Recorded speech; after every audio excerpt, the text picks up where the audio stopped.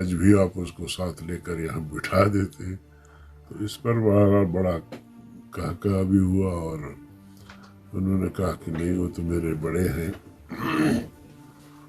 تو بہت سارے دوستوں نے جو ہے نا اس بات پہ تنقید کی کہ عمران خان آج کے اتنے اہم اجلاس میں بھی وہ شریک نہیں ہوئے۔ جو تحریک لبیک کا معاہدہ تھا، اس حوالے سے کوئی ذکر ہوا آج کے اجلاس میں؟ اس پر کوئی تفصیلی بات نہیں ہوئی، بس شیخ رشید صاحب نے جیسے ان کی عادت ہے اسی طرح کچھ مختصراً کہا کہ ان کے ساتھ معاہدہ ہوا ہے اور ان کے لوگ رہا ہو رہے ہیں، اور یہ مسئلہ ایک طرح سے حل ہو گیا۔ بہت شکریہ۔ کہ پاک افغان کونسل قائم کیا جائے جو افغانستان اور پاکستان کے درمیان رابطے کا کام دے، اس میں جو پارلیمنٹ میں جماعتیں ہیں ان کے نمائندے بھی شامل کیے جائیں۔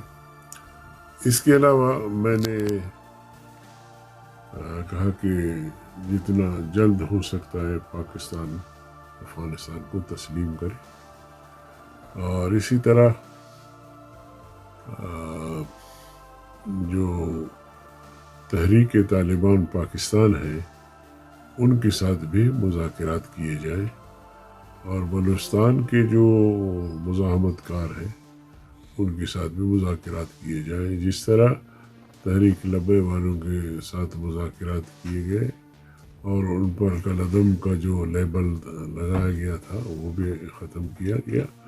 تو میں سمجھتا ہوں کہ ملکی مفاد میں بہتر یہ ہے کہ حکومت ان تمام تنظیموں سے اتمام حجت کے لیے رابطہ کرے اور ان سے مذاکرات کرے، اور امن امان کے نقطہ نظر سے بھی اس کو دیکھا جائے۔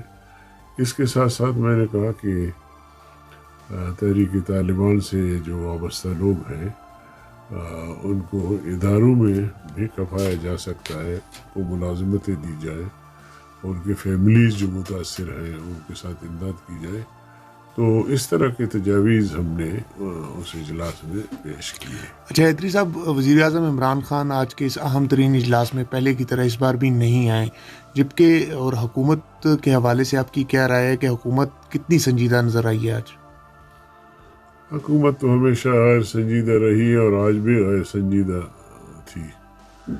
اس لیے میں نے آخر میں جنرل باجوہ صاحب سے کہا کہ میرا آپ سے سوال ہے کہ جہاں بھی آپ بیرون ملک دورہ کرتے ہیں تو عمران خان کو ساتھ لے کر چلتے ہیں، کاش آج بھی آپ اس کو ساتھ لے کر یہاں بٹھا دیتے ہیں۔ تو اس پر بڑا کہا بھی ہوا، اور انہوں نے کہا کہ نہیں، وہ تو میرے بڑے ہیں۔